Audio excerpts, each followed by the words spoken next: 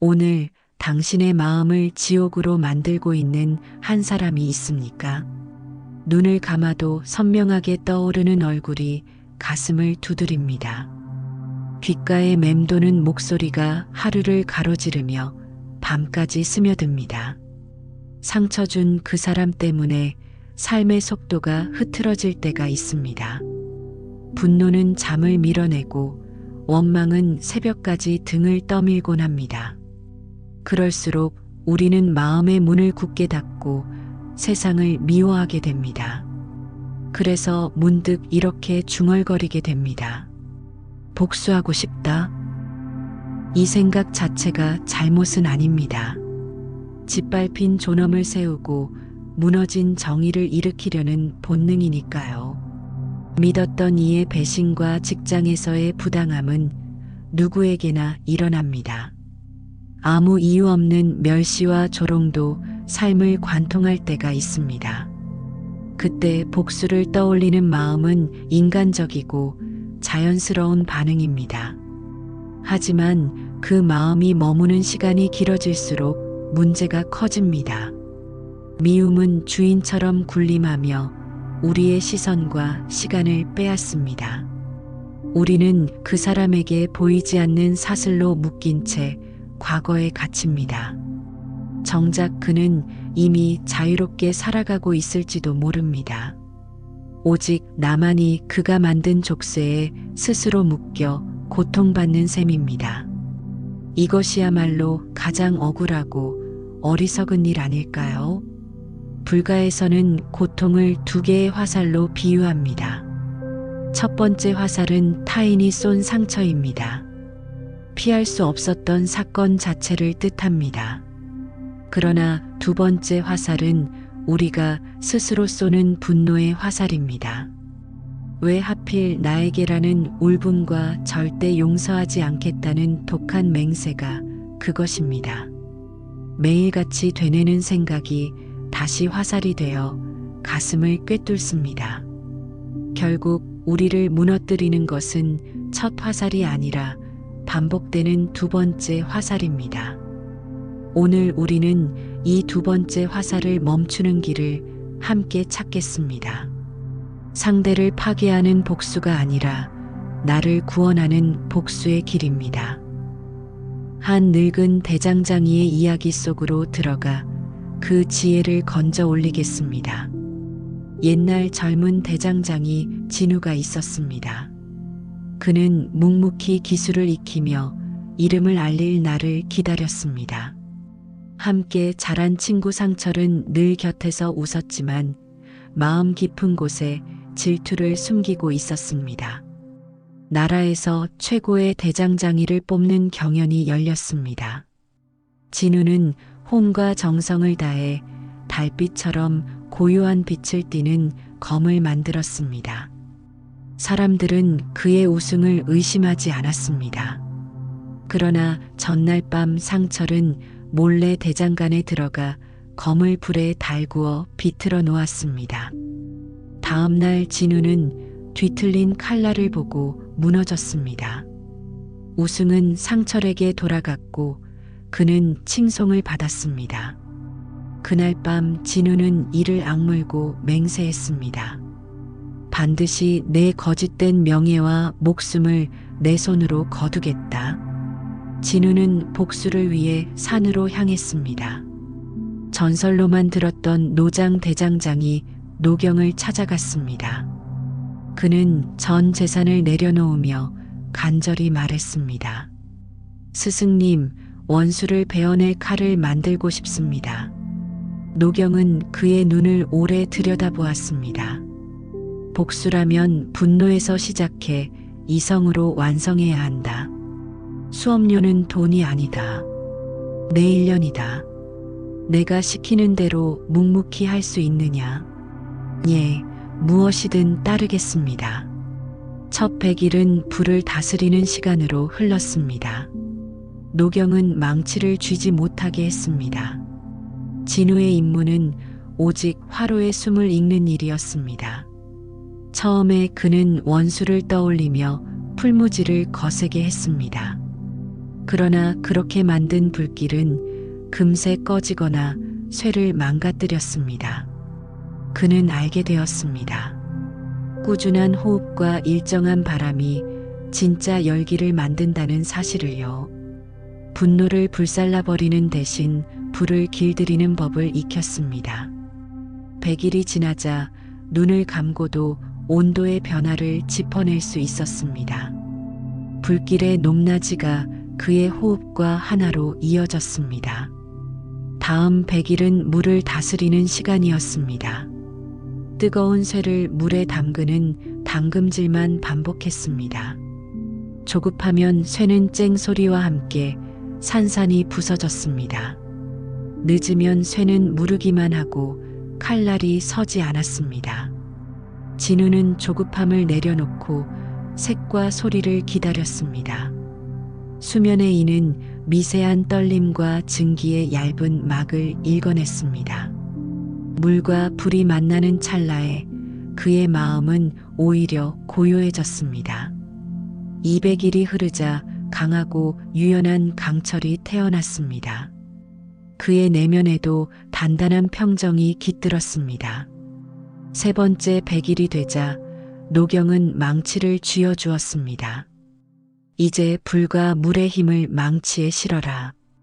원수를 떠올리지 말고 쇠와 대화해라. 진우의 망치질은 더 이상 분노의 표출이 아니었습니다. 쇠는 두드릴수록 본성을 드러냈고 망치는 질문이 되었습니다. 대장간의 소리는 장엄한 북소리처럼 골짜기를 울렸습니다. 해가 떠서 지고 달이 차오르고 기우는 동안 망치질은 계속되었습니다. 그의 마음속에서 상철의 얼굴은 점점 흐려졌습니다. 대신 어떻게 이 쇠의 본질을 온전히 이끌어낼 것인가가 남았습니다. 수만 번의 망치질이 하나의 흐름이 되었을 때 쇠는 검의 형상을 갖추었습니다. 마지막 65날은 숫돌 위의 정리였습니다. 진우는 물을 뿌리고 칼을 갈았습니다. 서걱서걱 소리가 귓가를 적시고 손끝을 가만히 흔들었습니다. 칼날이 예리해질수록 마음은 거울처럼 맑아졌습니다. 그는 자신에게 물었습니다. 내가 정말로 바란 것은 무엇이었나? 그를 없애는 일인가? 아니면 내 삶을 되찾는 일인가? 칼끝이 미세한 빛을 토해낼 때 대답이 또렷해졌습니다. 나는 나를 되찾고 싶다. 1년이 흘렀습니다. 검은 완성되어 노경의 손에 들렸습니다. 그 검은 살기를 뿜지 않았습니다. 오히려 깊은 산의 밤처럼 고요하고 서늘한 숨을 내쉬었습니다. 노경이 물었습니다. 이제 이 검으로 원수를 베겠느냐? 진우는 잠시 눈을 감았다가 고개를 저었습니다. 아닙니다, 스승님. 이 검을 만들며 제 마음속의 원수는 이미 가루가 되었습니다. 이 검은 복수의 도구가 아니라 저를 구원한 증표입니다. 과정을 통해 저는 이미 복수했습니다. 이 이야기는 우리에게 무엇을 말해줄까요? 복수란 상대에게 칼을 겨누는 일이 아니라는 사실입니다. 스스로를 단련해 완전히 다른 존재로 거듭나는 과정이라는 사실입니다. 대장간은 외부의 장소가 아니라 마음의 공간이기도 합니다. 불을 다스린다는 것은 감정의 폭발을 길들이는 일입니다. 물을 다스린다는 것은 조급함을 인내로 바꾸는 일입니다. 망치질은 분노를 집중으로 전환하는 훈련입니다. 숫돌은 삶을 매만지는 고요한 성찰의 시간입니다. 이 네 가지가 어우러질 때 우리는 원수의 영향권에서 벗어납니다. 상대는 여전히 어제와 같을지라도 나는 더 이상 어제가 아닙니다. 그렇다면 일상에서 우리는 어떻게 걸을 수 있을까요? 첫째, 상처에 이름을 붙이십시오. 감정을 회피하지 말고 노트에 정확한 말로 적으십시오. 나는 모멸감을 느꼈다. 나는 배신으로 아팠다. 이 문장이 두 번째 화살을 멈추는 첫걸음이 됩니다. 둘째, 당신만의 대장간을 세우십시오. 일이어도 좋고 취미여도 좋습니다. 글쓰기, 공부, 달리기 무엇이든 좋습니다. 증오로 낭비하던 시간을 성장의 연료로 바꾸는 것입니다. 셋째, 100일의 단련을 약속하십시오. 매일 30분이라도 꾸준히 이어가십시오. 책 한 장을 읽고 단어 하나를 외우고 1000m를 걸으십시오. 꾸준함이 무기력을 깨고 새로운 날을 빚습니다. 넷째, 변화된 자신을 증명하십시오. 남에게 보이려 들지 말고 나에게 보여주십시오. 100일 뒤 거울 속에 내가 다르면 이미 감옥의 문은 열렸습니다. 그 순간 상대는 내 삶에 미칠 힘을 잃습니다. 수행의 길에는 또 다른 도구가 있습니다. 호흡을 세면서 마음을 가라앉히는 간단한 명상입니다. 숨을 들이쉴 때는 들숨을 마음속으로 알아차립니다. 내쉴 때는 날숨을 가만히 지켜봅니다. 생각이 떠오르면 맞서 싸우지 말고 조용히 흘려보냅니다. 이렇게 5분만 해도 가슴의 불길이 낮아지는 것을 느낄 수 있습니다. 잠들기 전에는 자비관을 짧게 실천해 보십시오. 나와 모든 존재가 안전하기를, 나와 모든 존재가 건강하기를, 나와 모든 존재가 평안하기를. 이 세 구절을 3번 반복하면 마음의 방향이 달라집니다. 칼날 같은 말들이 부딪혀도 둥근 돌처럼 흘려보낼 수 있습니다. 또 하나의 비유를 떠올려 봅니다. 뜨거운 숯을 손에 쥐고 상대에게 던지려 하면 먼저 내가 데입니다. 분노는 내 손을 태우고 내 가슴을 그을립니다. 숯을 놓는 일은 상대에게 주는 선물이 아니라 나에게 주는 자비입니다. 그 자비가 쌓이면 세상을 대하는 시선이 달라집니다. 사건은 여전히 일어나지만 해석이 바뀝니다. 해석이 바뀌면 감정이 바뀌고 행동이 달라집니다. 행동이 달라지면 결과는 다른 길로 흘러갑니다. 이것이 마음 공부의 구조입니다. 물론 어떤 상처는 쉽게 지워지지 않습니다. 기억은 문득 날카로운 파편으로 돌아오기도 합니다. 그럴 때는 억지로 잊으려 하지 마십시오. 대신 안전한 틀을 만들고 그 안에서 감정을 소화하십시오. 천천히 걸으며 호흡을 맞추고 짧은 글을 쓰고 차를 한 잔 끓이십시오. 그 사이 마음은 비로소 제자리를 찾습니다. 애써 밀어낼수록 커지는 것이 분노라면 부드럽게 안아줄수록 잔잔해지는 것이 분노입니다. 바람을 이기려면 더 큰 바람이 아니라 울타리가 필요합니다.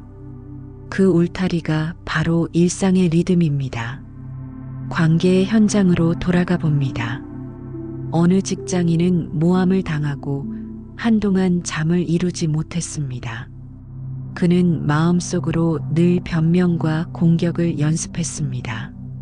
그러나 100일 계획을 세우고 아침마다 3km를 걸었습니다. 퇴근 후에는 자격증 공부를 30분씩 이어갔습니다. 3달이 지나자 그의 표정과 호흡이 달라졌습니다. 직장 내 평가도 함께 달라졌습니다. 그는 말했습니다. 그가 변한 줄 알았는데 사실은 제가 변했습니다. 이것이 복수의 다른 이름입니다. 상대의 시간표에서 내 시간을 회수하는 일입니다. 때로는 말해야 할 때가 있습니다. 침묵이 비굴과 동일한 것은 아닙니다. 정중하되 단호하게 경계를 세우십시오. 사실을 바탕으로 짧게 말하고 감정의 사설을 늘어놓지 마십시오. 회의록에 기록하고 약속을 문서로 남기십시오. 나를 지키는 최소한의 울타리는 연습을 통해 단단해집니다. 자기 보호는 자비의 한 형태입니다. 자비는 무른 마음이 아니라 지혜로운 강함입니다. 이제 결론을 향해 걸어가 봅니다. 당신을 괴롭힌 사람에게 줄 수 있는 최고의 벌은 무엇일까요? 무관심일 수도 있고 용서일 수도 있다는 말이 있습니다. 그러나 더 분명한 답이 있습니다. 그것은 당신의 삶을 더 행복하고 더 평온하게 만드는 일입니다. 더 건강해지고 더 지혜로워지는 일입니다. 당신이 성장하는 동안 상대는 자연히 작아집니다. 당신 우주의 중심에서 그들은 밀려나 외곽으로 사라집니다. 그들은 아마 이해하지 못할 것입니다. 자신이 던진 돌이 어떻게 당신의 디딤돌이 되었는지 말입니다. 자신이 파놓은 함정이 어떻게 당신의 도약판이 되었는지도 모를 것입니다. 그러니 이제 뜨거운 숯을 내려놓으십시오. 그 열기로 당신의 삶을 환하게 밝히십시오. 어제의 상처가 오늘의 지혜로 숙성되게 하십시오. 분노의 불길을 길들이고 기다림의 물로 단단함을 얻으십시오. 집중의 망치로 하루를 빚고 성찰의 숫돌로 마음을 갈아주십시오. 그 길 위에서 당신은 이미 복수했습니다. 칼을 들지 않고도 가장 강력한 복수를 이룬 것입니다. 당신의 빛나는 행복과 고요한 평온이야말로 완전한 응답입니다. 그 어떤 칼보다 강하고 그 어떤 복수보다 깊이 있는 응답입니다. 오늘의 당신이 어제보다 한 걸음 더 단단하고 한 뼘 더 따뜻하기를 기원합니다. 지금 이 순간 들숨과 날숨이 당신을 지켜주기를 빕니다. 당신의 평온이 당신의 승리입니다. 부처님의 지혜가 여러분의 하루를 환히 밝혀주시길 기원합니다. 나무 관세음 보살